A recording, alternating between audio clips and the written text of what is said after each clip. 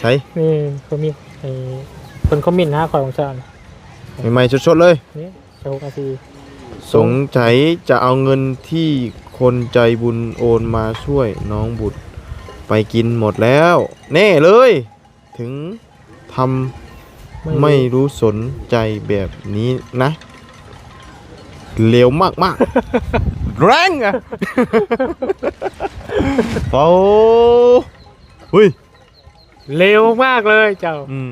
ขึ้นไปกินกันโอ้ถือว่าสุดยอดในคอมเมนต์นี่เนาะคอมเมนต์ที่ยอดอะไรเลยโอ้มาอ่านเบิ่งแบบคือเฮาตั้งใจนะพี่น้องตั้งใจจากซอยน้องเพิ่นมาเงินจำนวนนี้เฮาบ่นี่ดอกเนาะสิอธิบายให้ฟังเนาะเงินน่ะมันสิอยู่เป็นปีหรือว่าจักเดือนบ่แม่นเงินเฮาน่ะบ่สามารถเอาไปเฮ็ดหยังได้เนาะบ่มีดอกสิเอาไปกินนะพี่น้องเอ้ยเนาะนี่มันสิเบิดอย่างเงินเฮาบ่แม่นจังว่าดอกพี่น้องเนาะเงินเฮากับพออยู่พอกินอยู่แล้วเนาะ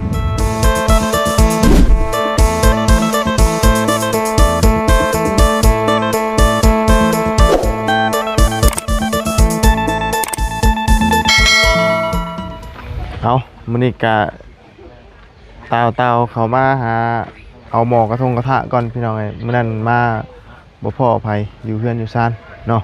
ไปงานแต่งไปงานดองพี่น้องเอ้ยมาบ่พอไปเลยเนาะเจ้ากับเพิ่นของคอยรับจักพี่น้องเอ้ยเจ้าของร้านหมูกระทะบอกแล้วว่าเอาเดี๋ยวจะเอามาคืนเด้อข้าวเดียวว่ะพอดี3-4 มื้อพี่น้องเอ้ย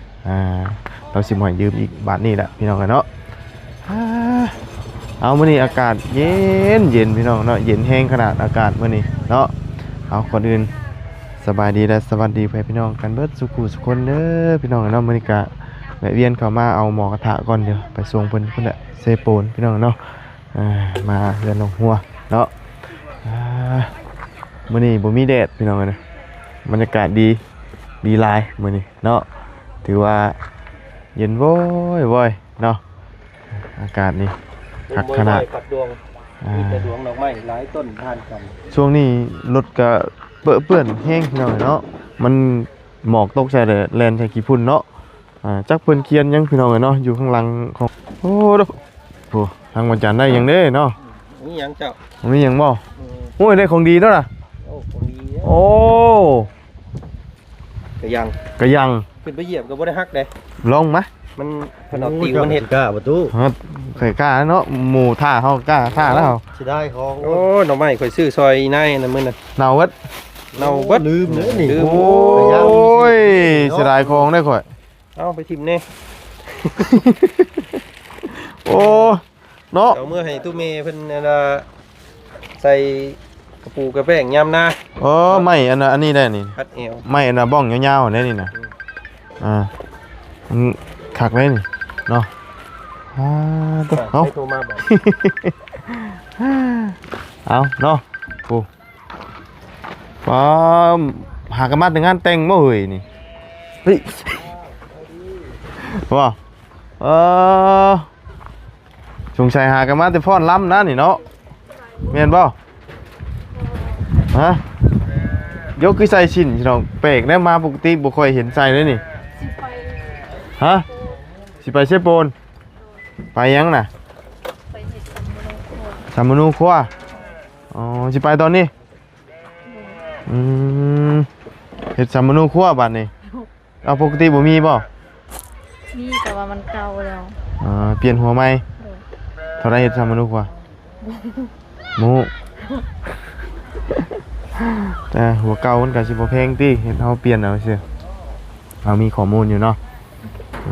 สิไปตอนนี้แล้วบ่สิไปเอาอ้ายก่อนเอาอ้ายผู้วานในบ้านสิไปเอาเลยสิไปเลยขี่รถจักรไปเลยเอามีย่อพาเขามาแล้วคือสิไปเลยบาทให้น้องจันบ่แล้วเนาะบ่อยู่บ่นั่นนะยันมันคำบ่คำบ่บุญกะจีแลนลงพุ่นอยู่ได้นี่เซโปนอยู่ได้นี่สิเอาอันว่าหมอกระทะให้หมอกระทะได้บ่จับเจือโอ้มาตามหาหมอกระทะได้มามื้อนั้นบ่พอได้เรียกเถอะจื้อได้บ่ดิฮะยังทัน บ่เป็นหยังบ่ล้างบ่เป็นหยัง น้องแซ่ว่าแต่มื้อนั้นเมื่อวานนี่ก็ไปดอก บ่อันแล้วมามื้อนั้นบ่พ่อ หาก็มา อ่า เมื่อวานหาก็มามื้อนี้เขามาซื้อ เอิ้นหาไผก็บ่เห็นเอ้าว่ะเห็นแต่เกือบจอดกันเฮียงกันชะล่อยอยู่ เนาะบ่พ่อไผเลยเฮ้ยว่ายันบ่แม่นยันเจ้าของห้านเพิ่นบ่ให้อันว่าเซาอีกอะนะบ่ให้อันเอามาอีกเนาะเพราะว่าของว่าบุญสารวัตรกันเอามาตั้งแต่เดือนที่แล้วยังบ่ได้ไปคืนอยู่จ้ะแล้วจมหาอยู่เนาะโอ้มากับพ่อพาเข้านี่เนาะเก่งยังนี่นะ เก่งนอก แกงหน่อไม้สีมือเมบอกรสแซ่บแท้ติดใจหละ โอ้ย ไอ้ละพี่น้องเลยเนาะเฮ้ยบ่าวเพิงบ่าวลุงเฮิมเนี่ยเพิ่นย่อมาแล้ว โอ้ยเนาะ เอ้า สบายดีจ้ะ กินไปเจ้ากินจนไหนน่ะ โยกก็ใส่ผ้าเข่าดิเนาะ กินดิฮะ เป็นย่อ2เทื่อได้น่ะ สองเทื่ออะไรบ่กินสองเทื่ออะไร กินนี่ก็กินเลย ยาแล้วจะเฮากะหาก็กินมา พี่ชายกินแต่เข่าอยู่เนาะ กิน กิน เฮากะหาก็กินมากินเนาะ ก็ยังบ่ทันได้ ฮะโอ้เนาะ โอ้ขอเห็นยังเลย เฮ้ยโอ้ปืนบ่เจ้าไปเล็งใจทุกที่ยาเลยโอ้ก้ยเนาะ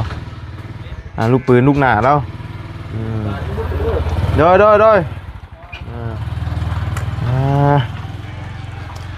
เดี๋ยวตามไปเนาะ โอ้มันมีหักไม้ได้นี่ บ่โมเมนต์อันจูไฟอันจูไฟ ต้นยังก็ต้นชน โมเมนต์ต้นชนไม่แปลก ไม่แปลก ไม่เป็นน้ำมันนะเนาะ ตะกี้ไม่ใช่เฮ้ยนี่ โดยมาหาเต็งกินกับแม่มาเบิ่งดูใกล้จะได้กินนะเปล่า เต็งยังไม่ใหญ่ทุก โอ้ย แนวนึง ฮะให้กินนะ บ่มี ว้าเรามากินมื้อไหน กินนี่ มื้อนี้ตาย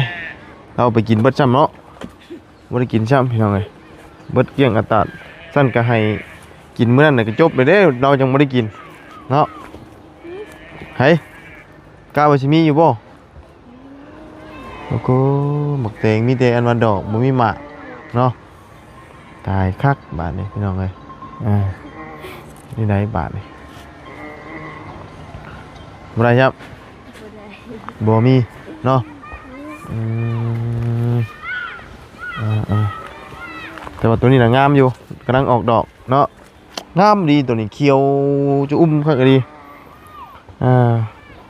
ไปบ่ปิดกะยาเนาะมันบ่มีเด้จ้ะยังบ่ได้กินอยู่พุ่นน่ะอีกมางวดหน้าเบิดเนาะบ่ได้กินเนาะมางวดหน้าก็ได้ฮะเบิดนะวะอันนี้มันออกดอกแล้ววะเพื่อเอา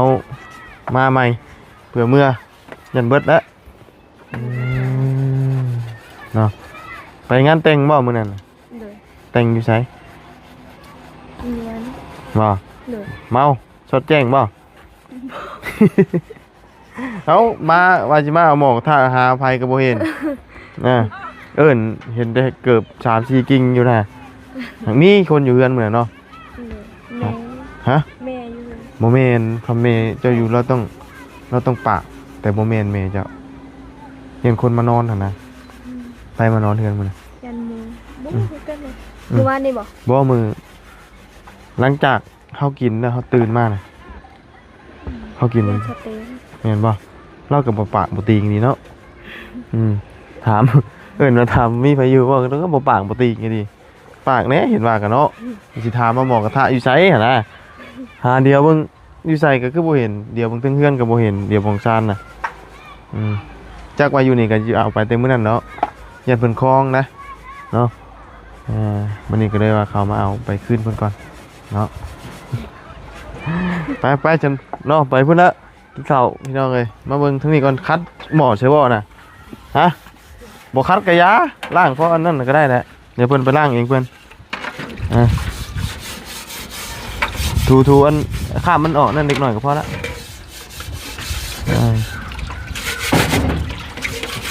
นั่นแหละครับพอแล้วเป็นยังเนาะได้เนาะไม่ต้องเชี่ยเพราะว่าเดี๋ยวเพิ่นเอาไปล่างอีก2 อันเนาะถูพอมันบอลดำแห้งเล็กหน่อยก็พอละพอมันบ่ฮะ กาเบียกไปโดนตลอดลืมเลยว่าแซ่บ โอ้ยหม้อกระทะนี่นะมันต้องเซดนอยู่แล้วตามรักมันนะเคยเห็นว่าเหตุงานส่งหมูกระทะได้ดิกี้นะส่งเป็นชุดนี่แล้วใส่รถจักรไปหม้อนี่เซไว้เป็น2 มือผมเคยใช้แล้วขึ้นมาคัดแต่ว่ามันมีเครื่องคัดเด้มันจะเป็นเครื่องนั่นนะเขาจับเป็นพลอยนั่นปั่นเอาแต่ว่าก็ยากคือกันเป็นบริคัดแบบอันเอานี่คัดได้แต่ว่าอยู่บ้านเฮาบ่ฮู้ว่ามีอยู่บ่อันแบบว่าคัดหม้อกระทะแต่ว่าน่าจะมีคือกันเป็นพลอยคัดหม้อกระทะโดยเฉพาะ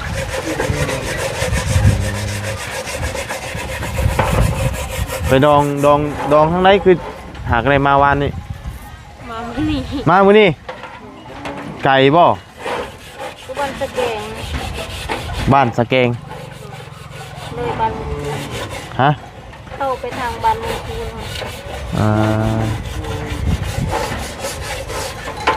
ไปเบิ่เลยบ่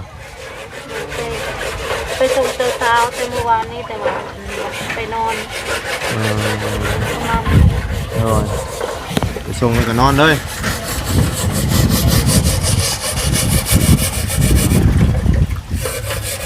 มื้อนี้น่ะสิไปเฮ็ดสัมมโนครัวมื้อนี้มันวัดประหัตบ่คือว่าแล้วว่าเขามาไปแต่ตอนเช้าก็บ่ได้มาเนาะบ่ได้มาเนาะกะว่าจักพันแต่เก่าเคยเฮ็ดแต่ว่าบาบุญจ้างเอาบ่น้ำผึ้งมานะฮะน้ำผึ้งโอ้เจ็บคอน้ำลายดีป่ะลายลงเอาแต่กล้องใหม่กี่นี่ที่นี่โดดโอ้เบิ่งเด้อถามหมู่ก่อนเด้อโอ้อันนี้มิ่มหรือเพิ่งนิ่มน่ะมิ่มเบิ่งถามบ่าวจันก่อนถามหมู่พุ่นน่ะบ่าวจันอยู่ใช้เราอยู่หั่นบ่โอ้อันนี้มิ่มนี่เนาะนิ่มโอ้ตัวมิ่มนี่คักอยู่ตัวนี้ก็คัดนำมันแต่เฮายังบ่ทันโตงเอาออกเนาะอันนั้นเฮาเจาะเอาบ่นี่น่ะเจาะเอาบ่บ่แล้วเอาในใช้นี่น่ะเอาในกกไม้แหละโอ้ขายได้นี่น่ะขายหมดนี่ขายเท่าไหร่6 แสนโอ้6 แสนจ้ะเราจักสิเอาไปหยังว่าอะไรกันเนาะเฮาบ่ค่อยได้อันเก็บกินหยังกันนะเจ้าสิเอาไปขายได้จ้ะนี่ขายอยู่นอกบ่เป็นหยังเฮาบ่เอาดอกเนาะเพราะว่าเฮาโดยขอบใจเนาะกับมันแพงโพดเนาะ6 แสนคิดว่าลำเด็กน้ำหน่อยนะพี่น้องเอ้ยเนาะถือว่าเพลงดีเลยเนาะ6 แสนฮะผมมันคือเพลงแต่เพิ่งยังคือเพลงแต่บอกตัวมันขายตรงไหนฮะคิดให้กว่าขายหมูเนาะขายหมูไปกินได้ก็ไม่ได้มักปานนั่นนะกินได้อยู่เด็กๆหน่อยแต่ว่าสีไปซื้อฮอด6-7 แสนเนี่ยโอ้ยเนาะจักชื่อไปแต่ว่าก็มันก็คากิ้วผึ่งน้ำมันไหลดิน้ำผึ่งนะได้แล้วอันพอละได้แล้วเนาะได้แล้วหันมาต้องเกี่ยงคักแล้วเอาเนาะไปคืนห้านเพิ่นเนาะ ถิ่มไปหลังรถพุ่นแหละไปเนาะ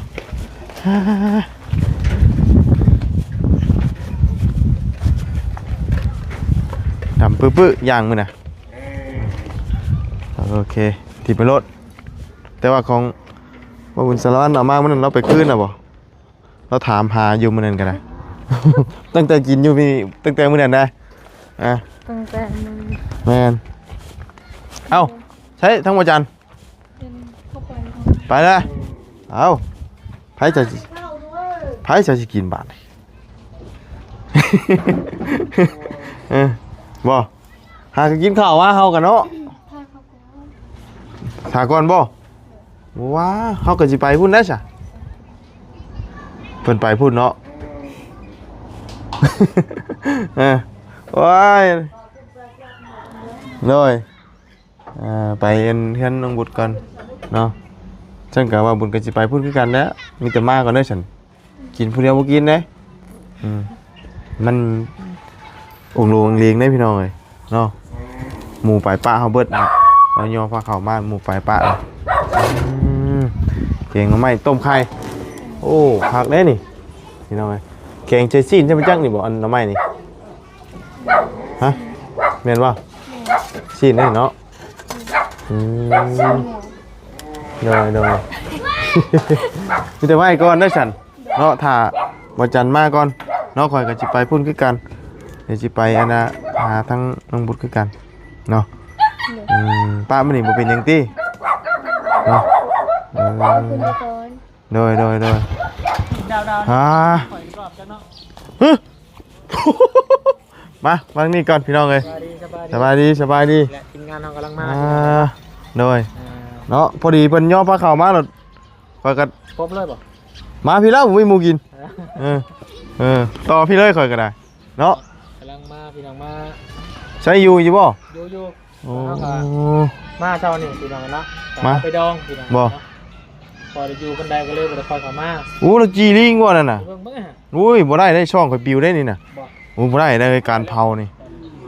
เนาะเอ้ามันคือคนซ้ำนี่จะเฮ็ดก็ได้อ๋อเบิ่งแน่ก็โตคนนู่นแล้วลิงอ่ะโอ้เนาะเอาพอดีแล้วมานี่คอยถามก่อนฉันมีหยังเพิ่มเติมแน่อยู่บ่นี่ มาถามเจ้ากัน เอากระตั้งไงจ้ะ เอา ตั้งก่อน ตั้ง ตั้ง กันนี่บ่ ตั้งเนี่ยตั้งเฮ้ย ไปใกล้กัน เอาไปเลยเอาดึงคำเนาะให้ขาคอยรุดอันน่ะให้รุดนี่เสียบเลยเสียบเจ้าขึ้นหรือว่าหมอกระทะเพิ่นน่ะ ยังอยู่ ก่อนจะไปขึ้นมื้อนี้ได้นี่ พากันเด้อ บ่ไปเหมือนกันจังเบิดน้ำมันกัน โอ้ขาเจ้ายาวเนาะ ยาวเลยขาคอยนะ ข่อยเป็นสบายแล้วเดี๋ยวมีนี้อีกเลย นี่บ่ มีอีกนี่ ที่เป็นคนที่ มีอีกนี่เอา ไป ไปยืนก่อน โอ้ย ขอจะเบิ่งให้ เอาเบิ่งดูนี่เห็นแล้วบ่เอาสบายดี สบายดี สินเจ้า สบายดีพี่น้องสบายดีนี่ยัง เอากระถามนี่แหล้วนี่ยังไงกันอันในพบพ่อกันนะเนาะนี่แหละขอจะถามเหมือนกันแล้วพี่น้องเอ้ยโมเมนต์จะเอาเงินงบน้ำบดไปกินเบิดเราไปจัก เบิดแล้วพอรอกพี่น้องมันคอมเมนต์มาหาข่อยอยู่ทีมงานเอาเงินไปกินเบิดแล้วเพื่อนน้ำบดบอกเขามาหาน้ำบดบ่ซั่น กินเบิดแล้วพี่น้องเอ้ยกินเบิดช่วงปีใหม่นี่ แม่นลีบ่ เบิดอีดี ตายคักพอรอกคนจะคอมเมนต์มาเนาะ บ่ได้ตัวบ่ได้อำพี่น้องกินเบิดกักอีดีนี่กินเบิดกักบ่แน่นี่เนาะ คนแล้วยืนยันกับ FC บนคักแง่เมื่อกี้บ่ได้ไปกินของเจ้ายังบ่ยังอยู่ข่อย ของเจ้ายังเท่าไหร่2ล้านคือเก่าน้ำประจันเด้บู๊ของเราจักว่าเบิดกันจักแล้วก็เนาะเอาเนาะก็นำมาบุญก็ยังเหลือ9ล้านคือเก่าหั่นแหละเนาะก็เงิน9ล้านตั้งแต่เดือนหลังจากที่ว่าซื้อไม้หั่นแหละพี่น้องเนาะจ่ายไม้ไปยืมบน7ล้านมาซื้อไม้นำแล้วก็เหลืออยู่5ล้านเหลืออยู่2ล้านโดยอยู่2ล้านติเป็นมาตื่นมาจ้ะคือว่ามื้อนี้บ่ก็ถือโอกาสนี้แจ้งเลยก็แล้วกันฉันเนาะก็พอดีทั้งเอื้อยเราฝากมาเพิ่มเติมเนาะเป็น4ล้านเนาะ ตัวก่อนน่ะ9ล้านเนาะ แม่น ก่อนมาเพิ่มอีก4เป็น13บัดนี้เนาะ โอ้กับโอ้จะได้บ่ได้ตอนนั้นงบเก่าเฮา4คนนี่16ล้าน5แสนเนาะเพิ่มอีก4บ่ได้20เนาะ เศร้า 20ล้าน5แสน แล้วบัดนี้ค่าสร้างนะเฮายังบ่ได้สรุปยังบ่ได้ อันนี้กันบ่ ยังได้กันเพราะว่าเงินเฮาบ่พอเลยเพราะว่าเพิ่นห้องมา25แล้วเฮาสิไปต่อเพิ่น20บัดเงินเฮายังบ่พอ20อยู่นะ บัดนี้เฮาสิต่อได้บ่บัด ต่อรองต่อบัดเฮามีเงินแล้วเด้ อ๋อ ขออยากจะขอทุกคนนี่แหละพี่น้องอยากให้ปุ๊บอย่างยังแหละเสาเฮือนนี่มันลุกแน่พี่น้องเอ้ยเนาะนอนแต่ปีที่แล้ว ทั้งเอื้อยเพิ่นก็เห็นแบบว่าไม้ตอกขอกตามันหลายนั่นน่ะเนาะ แม่ มันเอ็นได้นี่ เอ็นแล้วมันเป็นไม้เป็นเด้ เป็นไม้ที่ว่าบ่ห่าวเนาะ แต่กันยังมีเพิ่นทับกันไว้อยู่ เอาใช่จ้ะเราอยู่เฮือน บ่ได้ลงมาพี่ลูก บ่ได้เห็นน้องบุตรหลายมื้อแล้ว สิได้ FC เพิ่นคิดฮอด แจ้งน้องเพิ่นเลยเนาะมาบุญกันมาตามหมอกระถากันเลยพ่วงกับพี่เลยพี่น้องเอ้ย โอ้ใส่เสื้องามเนาะ โอ้ยบายดี สบายดีโอ้ใส่เสื้องามเนาะ ยังลุยเช่มาบ่ฮะไปยังเชนมันยังมาใกล้ๆพี่ ไม่ใกล้ อย่าไกลลายเฮ็ดขึ้นหนาวแท้ เนาะ หนาวเลยแล้วว่ะเสื้อไม่ใช่คืองามในทานเราบ้างบุญ ฮะ เสื้อเราเนี่ยนะ โอ้มาแต่ไทยอยู่ได้นี่นะ ไพ่มา นี่ไม่ดู ไพ่ แม่นมาตูนบ่ บ่ ใช่จ้ะ เสื้อนั่นเสื้อ MC ว่ะฝาก เสื้อ มา ชีฝากมา โดย โอ้เสื้อนี่ได้พี่น้องทหารเนาะทหารกำลังสงครามกับกัมพูชาได้ เป็นผลิตเสื้อนี่ออกมา เป็นกำลังใจให้คนไทย สู้ๆเลยเสื้อเนาะเอาเนาะ ถามเบิ้งพี่น้องเลยเนาะ โดย เป็นงานดองตลอดช่วงนี้เนาะ โดย จักมือแหละบ้านดองเนี่ย 2 มือ3 2 มือ3 มือเลยพี่น้องเนาะคือเฮาขึ้นมารอบนี้กับ2-3 มือแล้วพอได้เข้ามาหาน้องเพิ่นเลย โดย เพราะว่าเขามาก็ต้องโทรหาน้องหัวก่อนดูบ่นะเพราะว่าเพิ่นจะไปนำกันเด้มีแต่ค่าดองแต่ละห้องก็บ่ได้เข้ามาหั่นน่ะเนาะ งาน เด็ก ดอ เข้าง มาแจ้งเพิ่นก็จะแจ้งน้องเพิ่นบ่อยู่หั่นน่ะ โดย ต้องนี่แหละถึงมื้อนี้ก็คือน้องเพิ่นอยู่ในทีมงานเฮาเบิดทุกคนนี่ที่มีงบประมาณช่วยเหลือน้องเพิ่นเข้ามาแจ้งกัน โดยโอ้คือ FC เพิ่นเห็นว่าเฮาบ่ได้ค่อยเข้ามาเนี่ยคิดว่าเฮาเอาเงินไปใช้กินบ่แล้วเนาะใช่ นี่เขามีเพิ่นคอมเมนต์หาข่อยของซ่าน ใหม่ๆสดๆเลย นี่เจ้านาที สงสัยจะเอาเงินที่คนใจบุญโอนมาช่วยน้องบุตรไปกินหมดแล้ว แน่เลย ถึงทำไม่รู้สนใจแบบนี้นะเลวมากๆ แรงอะโอ้หุ้ย เร็วมากเลยเจ้า อืม เจ้าคือไปกินมัน โอ้ถือว่าสุดยอดในคอมเมนต์นี่เนาะ คอมเมนต์ที่ยอดเลย โอ้ ผมมาอ่านเบิ่งโอ้แบบ คือเฮาตั้งใจนะพี่น้องตั้งใจอยากซอยน้องเพิ่น มา เงินจำนวนนี้เฮา โดย บ่นี่ดอกเนาะ สิอธิบายให้ฟังเนาะ เลย เงินน่ะมันสิอยู่เป็นปีหรือว่าจักเดือนบ่แม่นเงินเฮาน่ะบ่สามารถเอาไปเฮ็ดหยังได้ เลย เนาะบ่มีดอกสิเอาไปกินนะ เลย พี่น้องเอ้ยเนาะ นี่มันสิเบิดอย่างเงินเฮาบ่แม่นจังว่าดอกพี่น้องเนาะเงินเฮากับพออยู่พอกินอยู่แล้วเนาะ บ่ถึงกันจะเอาเงินผู้ใหญ่ใจบุญเพิ่นซำนี้นะสิเอาไปกินได้จังได๋หั่นน่ะพี่น้อง คำว่าย่างเอากะเงินมันเป็นเงินสดเนาะ อืม มันอยู่ในกระเป๋านี่สมมุติเนาะเฮายังบ่ได้กด แม่น เฮาเอาเติมน้ำมันเฮาจกมาล้านหนึง ได้ เฮาก็ต้องถอนมาคืน แม่น เนาะบ่แม่นว่าจะเอาไปใช้เบิดเลยบ่มีเนาะพี่น้องเอ้ยเนาะ คือตัวเลขที่เฮาซำใดยังอยู่ซำนั้น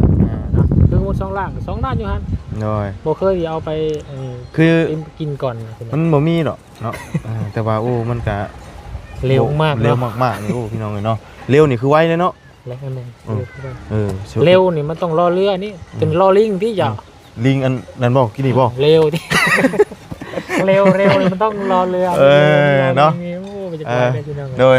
บ่เป็นหยังเนาะก็ถือว่าถือโอกาสนี้แจ้งยอดเพิ่มเติมทั้งเจ้าเลยเด้อมื้อนี้เด้อเนาะก็พอดีมีทั้งเอื้อยคนเก่าคนเดิมมันแหละเนาะทางมาทั้งพ่อแล้วก็มายืนใกล้ๆลูกเจ้าพี่แหละเนาะกำลังเผาลิงแล้วเราก็ได้ กำลังเผาแล้วกลุ่มอยู่แล้วกันแหละเนาะแต่พอดีมีทั้งเอื้อยเราฝากเงินมาเพิ่มเติมอีกเนาะก็เพิ่มอีก4ล้านก็เอื้อยสิงห์คนเก่าคนเดิมเนาะ ทางเอื้อเราเห็นแบบว่าไม้นี่แหละเนาะมัน ตุ่มห่มผ้าอยู่เนาะ แมนตุ่มห่มผ้าแล้วบัดนี้มั บาน ดหนาวแห้งแล้วบาดเหี่ยวแล้วบาด แมนมันเหี่ยวแห้งแล้วก็ไม้มันสิคดมันสิดอกเนาะ เนาะ อย่างน้อยก็ว่าฝากมาเพิ่มตรงนี้แล้วครับก็ลองไปพูดไปคุยโอลมกับสร้างเนาะ แม่น แล้วก็ อ่อนบอนขอน้ำเพิ่นนั่นแหละจังได๋เฮาบ่มี จังใด จะขอน้ำเศร้าล้านอะไรพี่น้องเนาะ อืม ค่าสร้างก็ได้ขอน้ำเพิ่นนั่นแหละพอเนาะ น้อย เศร้าล้านนี่ให้สร้างเพิ่นเฮ็ดให้ได้บ่ขอน้ำเพิ่นนั่นแหละ แล้ว เฮาก็อยากให้พ่อเพิ่นเว้านํแล้วก็เฮาก็เว้านํกัน อืม ขอในต่างขอเพิ่นนั่นแหละ เนาะ มันบ่มีเลยจ้ะพี่น้องอยากให้ นี่แหละ มันปุ๊กมันลุกขึ้นนี่แหละปีใหม่แหละ อ่า เนาะเฮาก็อยากให้ชุมเจ้ามีเอื้อมีซ่านอยู่แล้ว มาเห็นยาได้กะเสียวขึ้นไปเทิงก็ได้ น้อย เฮาอยากฮักอยากเพลลงเฮิมมากอยากให้ลองขึ้นลองเบิ่งอยู่ เราขึ้นแล้วบ่ยังบ่ จังว่า อืม แถว ไม่ ผ่าน ไม่ที่ว่าไปตัดมาเตรียมเฮ็ดกระตุกเป็นยังอยู่ใช้ เอาไม้เก้านี่แล้วเฮ็ดตูบธรรมดา อ๋อสิมางตัวนี้เฮ็ดตูธรรมดา เอาสักที แล้วสิตั้งใช้ ตั้งเฮือนนี่ตูบนะตูบตั้งสายพุ่นบ่ ทำยายพุ่นยายอยู่พุ่นคอน้ำเขา อยู่นี่บ่ได้บ่ บ่ อยู่นี่ยอมทานเขาไปมา หรือว่ามุมนั้นก็ได้นี่เนาะ ก็ได้ มุมนั้นก็ได้มันใกล้ๆเจ้า มันมุ พ ม วก นั้น ไม้ นี่ นี่ มุมนั้นดีกว่า มันใกล้ เพราะว่านะ ไม่ต้องไกลเฮือนหลาย แต่ว่าดินดอนนี่บ่ได้ปรับบ่ได้หยังติเนาะ บ่ปรับก็ได้ที่ มันบ่ได้มีหยังเนาะ มัน มีแต่ว่า สูงอยู่เด้ ใส่เสาเคียงท่านนี่มีเลยเนาะ ยัง ใส่เคียงบ่บ่ได้ใส่บ่ ใส่แล้วเนาะ อืม ยังบ่วงว่าสิเฮ็ดเคียงคือยึดไว้คือของเฮือนน้องเจียงนี่บ่ฮู้มันสิมีหรือบ่พี่น้องเนาะเพราะว่าต้องได้สั่งนะเขาบ่อยากเฮ็ดนะช่วง แม่น แต่มันเฮ็ดยากก่อน แต่ว่าต้องสั่งเนิ่นๆได้อยู่ตอนนี้เนาะอืมซะเนาะก็มีแต่สุดท้ายนี่ให้ทั้งน้องบุตรอันฝากความมุกขอบใจทั้งเอื้อยเพิ่นนี่เด้อเอื้อยเพิ่นฝากเงินมาเพิ่มเติมอีกเนาะ ไอ้สิ่งบ่ โดยคนเก่าขนาดเนาะ ขอบใจไอ้สิ่งหลายๆเด้อที่โอนเงินให้น้องขอให้อยู่ดีมีแฮงขอให้เจริญขอให้ปลอดไปไสมาไสขอให้ลำรวยๆความเจ็บอย่าได้ความใครอย่าให้มีปรารถนาสิ่งใดขอให้ได้สิ่งนั้นสาธุ และขอบใจเบาบุญสารวันนำเบาบุญบรรปานำเด้อที่ช่วยน้องขอให้อยู่ดีมีแหงไปสายมาสายก็ตลอดปลอดภัยความเจ็บใหญ่ใดความใครใหญ่มีพัฒนาสิ่งใดก็ให้ได้สิ่งนั้นสาธุ ทุกเนาะเอาจังใดก็ใกล้แล้วล่ะเนาะค่อยเป็นค่อยไปเอาก็มีงบมาสำใดก็แจ้งบอกกันพี่น้องเนาะเพราะว่ารวบรวมกันตอนนี้ก็ได้อยู่20ล้าน5แสนเนาะรวมเบิดยอดทั้งหมดทั้งมวลเนาะเฉพาะคิดเห็นที่ว่าสิเอาเป็นค่าสร้างก้อนตัวนี้นะส่วนอย่างอื่นยังบ่มีที่เป็นหลังคา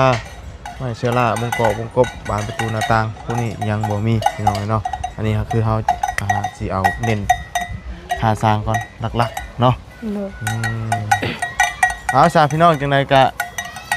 ล่ำลาแล้วไปเอาลิงไม่ใช่น่ะลิงลมบ่นั่นน่ะฮะ มีไง ลิงไงเฮ็ดได้เอานะ ถึงแฮว ถึงแห้ว พอพยายามแฮว